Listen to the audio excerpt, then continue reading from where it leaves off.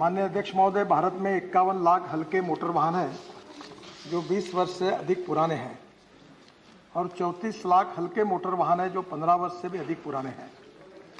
वैध फिटनेस प्रमाण पत्र के बिना लगभग 17 लाख मध्यम और भारी कमर्शियल वाहन हैं जो 15 वर्ष से अधिक पुराने हैं। पुराने वाहन फिट वाहनों की तुलना में 10 से 12 गुना अधिक पर्यावरण को प्रदूषित करते हैं और जिसके कारण प्रदूषण की समस्या भी हमारे देश में काफ़ी गंभीर है। विशेष रूप से दिल्ली में प्रदूषण की समस्या को लेकर हम सब लोग चिंतित भी हैं। इसके साथ साथ सड़क सुरक्षा के लिए एक भारी भी जोखिम बनती है और टेक्नोलॉजी लगातार बदल रही है और जिसके कारण स्वाभाविक रूप से पोल्यूशन भी कम होता है, क्योंकि BS6 के इमिशन नॉर्म्स अब हमने स्वीकार किए हैं, जिसके कारण पर्यावरण के दृष्टि से और फ्यूल कंजम्पशन के दृष्टि से भी इस बात का विचार होना आवश्यक है। स्वच्छ पर्यावरण, वाहन चालक एवं पदयात्रियों की सुरक्षा के हित में सड़क परिवहन और राजमार्ग मंत्रालय ने voluntary vehicle fleet modernisation programme VVMP अथवा स्क्रैपिंग नीति की शुरुआत कर रही है। यह एक ऐसी विन विन पॉलिसी होगी जिसमें न केवल पुराने वाहनों को स्क्रैप करने का प्रोत्साहन मिलेगा, बल्कि नए वाहन खरीदने के लिए सामान्य जनमानस को आर्थिक सहूलियत भी मिलेगी। हमारे देश में लगभग 8 लाख करोड़ का क्रूड ऑयल का आयात होता है, जिसमें न केवल देश की आर्थिक परिस्थिति पर भी दबाव पड़ता है और पुराने वाहनों की पुरानी इमिशन टेक्नोलॉजी की वजह से अत्यधिक प्रदूषण भी होता है। यह स्क्रैपिंग पॉलिसी एक ऐसी परिस्थिति निर्माण करेगी जिसमें scrapping centres, automobile industry, component industry और सामान्य लोग, इनका सबका फायदा होगा। अभी भी पंजाब में एक इंडस्ट्री ऐसी है कि जो बाहर का स्क्रैप लाकर यहाँ ऑटोमोबाइल कंपोनेंट्स बना रही है। आपको अध्यक्ष महाराज जी ये पता ही होगा कि copper, aluminium, steel, rubber and plastic, ये पांचों रॉ मटेरियल जो है ये स्क्रैपिंग के कारण सस्ते हो जाएंगे और हमारे पोर्ट में हमने 18 मीटर ड्राफ्ट बनाया है। तो पोर्ट के आजू बाजू में ऑटोमोबाइल क्लस्टर बनाने के लिए प्राथमिकता दी है। तो स्वाभाविक रूप से रॉ मटेरियल सस्ता होने के कारण हमारे ऑटो कंपोनेंट्स के भी कीमत में काफ़ी कमी आएगी, 40% कमी आएगी। इस समय हमारी ऑटोमोबाइल इंडस्ट्री देश की सबसे ज़्यादा रोजगार देने वाली इंडस्ट्री है। 7.5 लाख करोड़, अभी मैंने जानकारी ली, 7.5 लाख करोड़ रुपए इसका टर्नओवर है और देश में सबसे ज़्यादा एम्प्लॉयमेंट देने वाली इंडस्ट्री है और इसका 3.5 लाख करोड़ का एक्सपोर्ट है। तो ये निश्चित रूप से स्क्रैपिंग के कारण हम इंटरनेशनल मार्केट में और कॉम्पिटिटिव बनेंगे और ये जो steel, rubber, plastic, aluminium, copper सस्ता मिलेगा, इससे ऑटोमोबाइल कंपोनेंट सस्ते होंगे और हमारा एक्सपोर्ट बढ़ेगा और ग्रोथ रेट भी बढ़ेगी और एम्प्लॉयमेंट पोटेंशियल भी बढ़ेगा। उसमें व्हीकल मैन्युफैक्चरिंग कॉस्ट भी कम होगी और वाहन के मालिक को व्हीकल का स्क्रैप मूल्य जो लगभग 4 से 6% होता है वो भी मिलेगा एवं स्क्रैपिंग सर्टिफिकेट भी मिलेगा। इसके साथ साथ हमने एक एडवाइजरी भी आज निकाली है कि ये सर्टिफिकेट लेकर नई गाड़ी खरीदने के लिए जो भी कोई व्यक्ति जाएगा उसको 5% नए गाड़ी के कीमत पर सहूलियत दे। इस प्रकार की एडवाइजरी भी भारत सरकार से हमने उनको दी है। स्क्रैपिंग सर्टिफिकेट के आधार पर नया वाहन खरीदने के लिए 5% की छूट जो है वो मिलेगी और रजिस्ट्रेशन फीस और रोड टैक्स में भी भारी छूट मिलेगी। इससे लोगों को नए वाहनों को खरीदने के लिए प्रोत्साहित होंगे, जिसमें ऑटोमोबाइल सेक्टर की सेल्स और बढ़ेगी। इसमें जो राज्य सरकार का और भारत सरकार का GST है, अनुमान है कि करीब 30 से 40 हज़ार करोड़ इसमें GST बढ़ेगा, क्योंकि नए वाहनों की खरीदी बिक्री होगी। और इसके साथ साथ सबसे महत्वपूर्ण चीज़ है कि नई टेक्नोलॉजी के कारण जो फ्यूल इफिशियंसी है, उसके कारण जो हमारा 8 लाख करोड़ का इंपोर्ट हो रहा है वो भी कम होगा। मैं आपको विशेष रूप से इस बात को कहना चाहूँगा कि हमारे ट्रांसपोर्ट मिनिस्ट्री ने lithium ion, sodium ion, zinc ion, aluminium ion, इस पर काफ़ी बड़ी मीटिंग की और देश में इसरो से लेकर DRDO तक सबको इकट्ठा किया। अभी 81% लिथियम आयन बैटरी हमारे देश में बन रही है और 1 साल के अंदर निश्चित रूप से 100% लिथियम आयन बैटरी देश में बनेगी। और सबसे महत्वपूर्ण बात यह कि अभी जो इलेक्ट्रिक व्हीकल है उसकी कीमत और पेट्रोलियम व्हीकल की कीमत में काफ़ी अंतर है, पर जिस प्रकार से हमारे यहाँ काम हो रहा है देश में, मैं ये विश्वास है कि आने वाले समय में पेट्रोलियम स्कूटर, 4 व्हीलर और डीजल की बस और इलेक्ट्रिक का 2 व्हीलर, इलेक्ट्रिक की 4 व्हीलर और इलेक्ट्रिक की बस, इसकी कीमत 2 साल के अंदर लगभग सेम हो जाएगी और जितना पैसा हम डीजल पेट्रोल पे खर्चा कर रहे हैं उससे 10 गुना कम इलेक्ट्रिक पर होगा। इंपोर्ट भी बचेगा, प्रदूषण भी कम होगा और हमारा देश इस सब नीतियों के कारण जो आज 7.5 लाख करोड़ की इंडस्ट्री है, ये 5 साल के अंदर 10 लाख करोड़ की करने का हमारा एक प्लान हमने बनाया है। और मैं विश्वास के साथ बताऊंगा कि वर्ल्ड के सभी ब्रांड हिंदुस्तान में मैन्युफैक्चरिंग कर रहे हैं और हम निश्चित रूप से 10 लाख करोड़ की इंडस्ट्री तुरंत बनेंगे और वर्ल्ड का नंबर 1 का मैन्युफैक्चरिंग हब इसके कारण हम निश्चित रूप से बनेंगे। सर, ऑटोमोबाइल सेक्टर में लगभग 3.7 करोड़ लोगों को डायरेक्टली अथवा इनडायरेक्टली रोजगार दिया है और इसका टर्नओवर अभी 7.2 लाख करोड़ का है।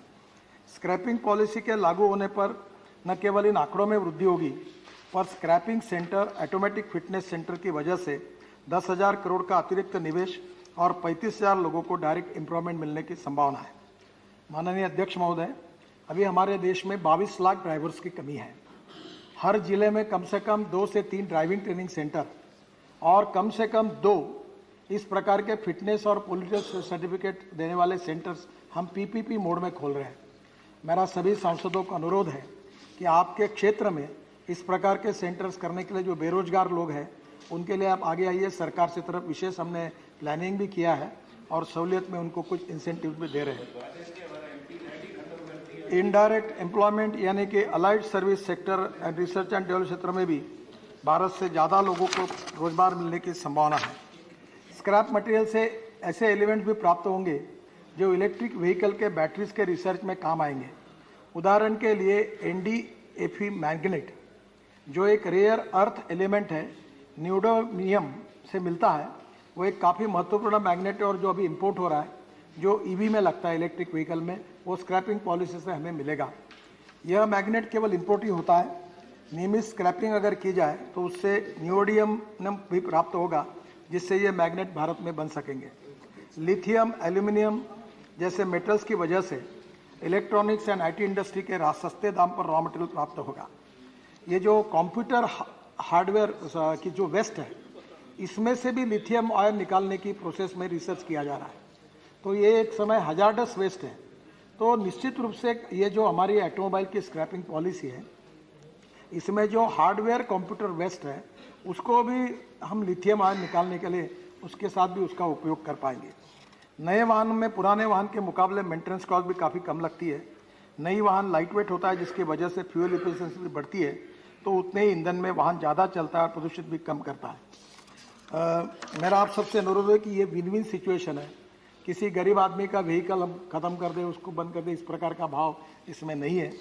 ये एक ऐसी पहल है कि जिसके बारे में सारे स्टेक होल्डर्स के इंटरेस्ट को सुरक्षित रखा जाएगा। मैन्युफैक्चरिंग बढ़ेगा, रोजगार बढ़ेंगे और सामान्य जनता की फ्यूल के कारण, मेंटेनेंस कॉस्ट के कारण बचत भी होगी। उनकी सड़क सुरक्षा का भी ख्याल रखा जाएगा और पर्यावरण के संबंध में हमारे माननीय प्रधानमंत्री जी ने जो संकल्प किया है उनको भी पूरा किया जाएगा। मंत्रालय ने अगले कुछ हफ्ते में मसौदा अधिसूचना ड्राफ्ट नोटिफिकेशन प्रकाशित करने का जो सभी सम्मिलित स्टेक होल्डर की टिप्पणियां और विचार प्राप्त करने के लिए 30 दिनों का अवधि तक पब्लिक डोमेन में रखा है। स्क्रैप किए जाने वाले किसी वाहन के लिए क्राइटेरिया मुख्यतः वाहनों के व्हीकल फिटनेस पर, जो कमर्शियल वाहनों के मामले में ऑटोमेटेड फिटनेस केंद्रों के माध्यम से और प्राइवेट वाहनों के मामले में नॉन रेजिस्ट्रेशन के आधार पर होगा। यह मापदंड जर्मनी, UK और जापान जैसे विभिन्न देशों के श्रेष्ठ पद्धतियों की वैश्विक मानकों के बेस्ट प्रैक्टिसेस तुलनात्मक अध्ययन के पश्चात अपनाया गया है। किसी भी वाहन का फिटनेस टेस्ट में असफल होने अथवा इसके रजिस्ट्रेशन प्रमाण पत्र का नवीनीकरण करने में असफल होने पर इसे end of life of vehicle घोषित कर दिया जाएगा और एंड ऑफ लाइफ है वो स्क्रैपिंग में जाएगा। वाहनों की फिटनेस निर्धारित करने के लिए मापदंड मुख्यतः इमिशन टेस्ट, ब्रेकिंग और कई अन्य परीक्षणों के माध्यम से संरक्षा उपस्करों के जो केंद्रीय मोटर वाहन नियम 1989 के अनुसार है उसके अनुसार होगा।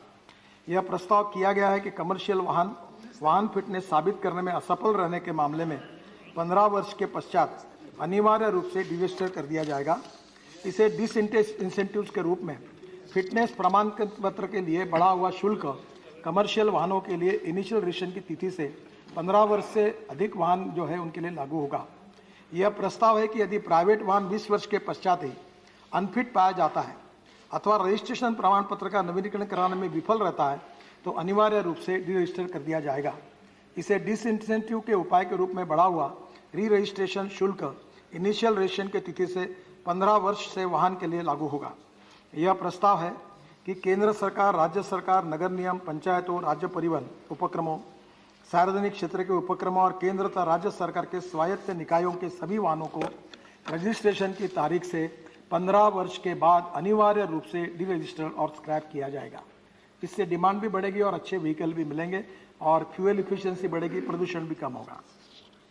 यह योजना पुराने वाहनों के मालिकों को पंजीकृत स्क्रैपिंग केंद्रों जो मालिकों को स्क्रैपिंग प्रमाण पत्र प्रदान करेंगे के जरिए पुराने और अनफिट वाहनों को स्क्रैप करने के लिए वित्तीय प्रोत्साहन प्रदान करेगी। इन वित्तीय प्रोत्साहनों में भी शामिल है स्क्रैपिंग सेंटर द्वारा पुराने वाहनों के लिए दिया गया स्क्रैप मूल्य, जो एक नए वाहन के एक शोरूम मूल्य के लगभग 4 से 6% होगा। सड़क कर से निजी वाहनों के लिए 25% तक और वाणिज्यिक वाहनों के लिए 15% तक का छूट का भी लाभ उठाया जा सकता है। वाहन विनिर्माताओं की स्क्रैपिंग प्रमाण पत्र के एवज में नए वाहन के खरीदी पर 5% की छूट प्रदान करने की भी एडवाइजरी हमने रिलीज कर दी है, जो ऑटोमोबाइल मैन्युफैक्चरर ने और निश्चित रूप से मान्य करेंगे, ऐसा मुझे विश्वास है। इसके अलावा स्क्रैपिंग प्रमाण पत्र के एवज में नया वाहन खरीदने के लिए पंजीकरण शुल्क भी माफ किया जाएगा। सड़क परिवहन और राजमार्ग मंत्रालय पूरे भारत में पंजीकृत वाहन स्क्रैपिंग सुविधा RVSF की स्थापना को बढ़ावा देगा और इसी तरह के केंद्रों को खोलने के लिए सार्वजनिक और निजी भागीदारी को प्रोत्साहित करेगा। यह प्रस्ताव भी है कि गुजरात के अलंग में, जहां जो पुराने शिप्स आकर उसका स्क्रैपिंग करके उसको प्रोसेसिंग किया जाता है, वहां इंटीग्रेटेड व्हीकल स्क्रैपिंग फैसिलिटी खोली जाएगी और जो विशेष रूप से जलमार्ग से, समुद्री मार्ग से जो छोटे देश हैं उनमें जो व्हीकल स्क्रैप किए गए हैं उनको एक प्रेस में प्रेस करके 2 लाख टन का शिप तक लाने की उसको सुविधा है, पर यहाँ अलंग में उसको लाने के लिए होगा। तो जैसे पुराने जहाज के कारण गुजरात में एक नई इकोनॉमी तैयार होगी, उसके सपोर्ट में ये पुराने वाहनों के कारण भी इसका फायदा होगा और इससे काफ़ी रॉ मटेरियल सस्ता होगा। यह जो प्रस्ताव है अलंग का, इसको भी हम प्रोत्साहित कर रहे हैं। एकल खिड़की के माध्यम से स्क्रैपिंग सुविधा को एक सरलीकृत पंजीकरण प्रक्रिया के साथ पर्यावरण और प्रदूषण की मानदंडों और कानून के सभी लागू अधिनियमों का अनुपालन करना होगा। इसी तरह मंत्रालय, राज्य सरकार, निजी क्षेत्र, ऑटोमोबाइल कंपनियां आदि द्वारा PPP मॉडल पर स्वयं चलित फिटनेस केंद्रों के भी स्थापना को बढ़ावा देगी और ड्राइविंग ट्रेनिंग सेंटर को भी बढ़ावा देगी। इन केंद्रों में test lane, IT server, parking और वाहनों का निर्बाध आवाज के लिए ही पर्याप्त स्थान होना चाहिए। हितों के टकराव से बचने के लिए फिटनेस केंद्र के संचालक केवल परीक्षण सुविधा प्रदान करेंगे और मरम्मत बिक्री की अतिरिक्त सेवाएं प्रदान नहीं करेंगे। फिटनेस केंद्र के लिए ऑनलाइन समय लिया जा सकेगा और परीक्षण रिपोर्ट भी इलेक्ट्रॉनिक मोड में तैयार की जाएगी। प्रस्तावित स्क्रैपिंग नीति के आवेदन के लिए संभावित समय सीमा इस प्रकार है। फिटनेस परीक्षण और स्क्रैपिंग केंद्रों के लिए नियम 1 अक्टूबर 2021, 15 वर्ष से अधिक पुराने सरकारी और सार्वजनिक उपक्रमों के वाहनों में की स्क्रैपिंग 1 अप्रैल 2022, भारी वाणिज्यिक वाहनों के लिए फिटनेस परीक्षण अनिवार्य 1 अप्रैल 2023, अन्य सभी श्रेणियों के लिए चरणबद्ध तरीके से फिटनेस परीक्षण अनिवार्य 1 जून 2024।